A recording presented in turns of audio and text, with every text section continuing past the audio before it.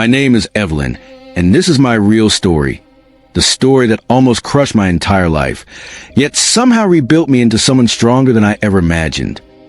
It all started in 2015.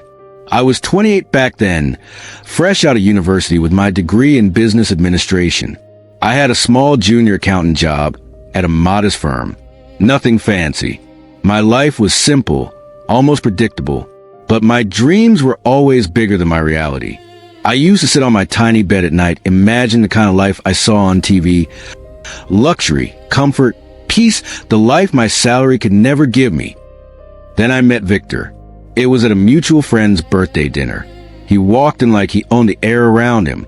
Tall, polished, charming in a way that made people lean forward when he spoke. He said he was into import-export, dealing in electronics from China. He arrived in a sleek black Mercedes, wore tailored suits that hugged him perfectly, and he carried himself with the confidence of a man who had tasted wealth. He spoiled me from the very beginning. Trips to resorts, designer bags, a gold necklace on our 3-month anniversary. He talked about family values, how he grew up poor but worked his way up. He always made me feel like I was the missing piece in his perfect story. But there were things I ignored. He never took me to his house. 8 months of dating, yet not once did I step foot there. He always claimed it was under renovation. He never introduced me to even one family member. He always had an excuse ready. His phone was always on airplane mode around me. If it rang, he stepped far away to answer. Sometimes he would disappear for days, saying he traveled to China, but no one ever saw him at the airport. Not once. Still, I stayed quiet. The truth is, I didn't want a luxury to end. I was enjoying a life I had only dreamed about. When he proposed on a private yacht with a massive diamond ring, I didn't even hesitate. I said yes immediately. Our wedding was huge. Almost 5,000 guests. Live performances. My parents were glowing with pride. Everybody thought I had finally made it in life. The first year of marriage was sweet. We moved into a 4-bedroom duplex he claimed he bought. Victor traveled constantly, but always came back with gifts and apologies. When our first child, Ethan, was born, I felt complete. I trusted Victor so much.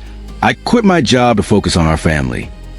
Then year 2 came, and the mask started falling off. Bills piled up. School fees, electricity, rent. Victor always said, "A big deal is coming soon." Then I started hearing angry voices on the phone, people demanding their money.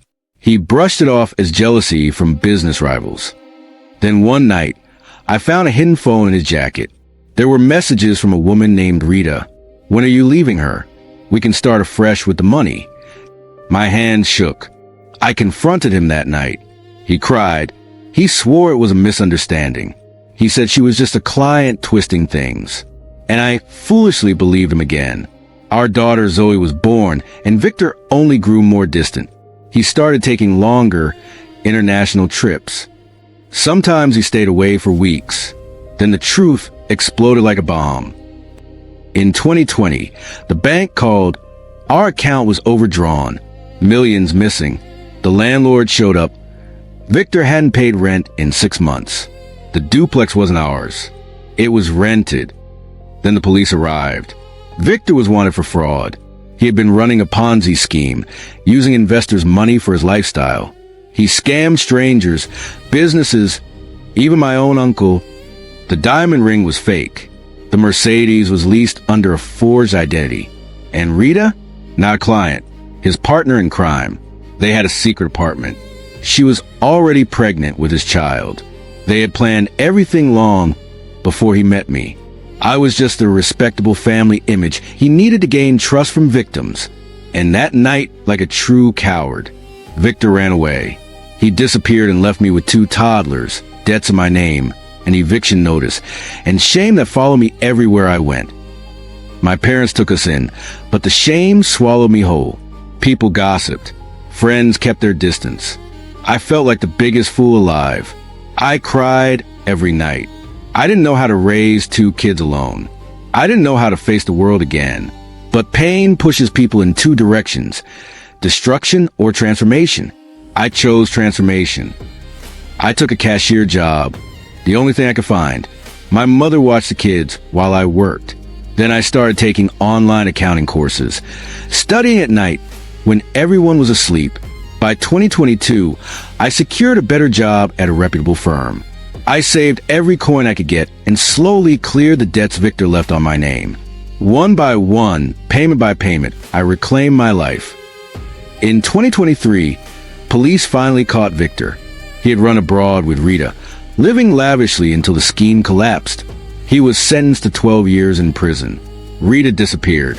She still wanted. Then in 2024, life surprised me again. I met David at a work conference. He was a quiet, honest engineer who had survived his own divorce. No fancy clothes. No flashy cars. No empty promises.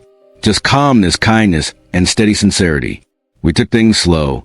He loved Ethan and Zoe from day one. Never treated them like my kids. Always treated them like our kids. We got married in a small, peaceful ceremony. Only close family. No noise. No show. Just love. Today, I'm a senior accountant. We own our own home. We live peacefully. My kids are thriving. David is a father they truly deserve. And Victor? Rotting in jail. Broke. Forgotten. Exactly where lies and greed lead people. I didn't chase revenge. Life handled that part. I just healed. I rebuilt. And I glowed again. I now teach my children that real wealth is not money. Real wealth is character, loyalty, peace, love. If you are stuck in a relationship built on lies, please hear me. Leave before it destroys you. And if betrayal has already broken you, know one thing. You can rise again. You can rebuild again. You can love again. Because I did. If my story touched you, please share, subscribe, and follow. Someone out there needs this hope too.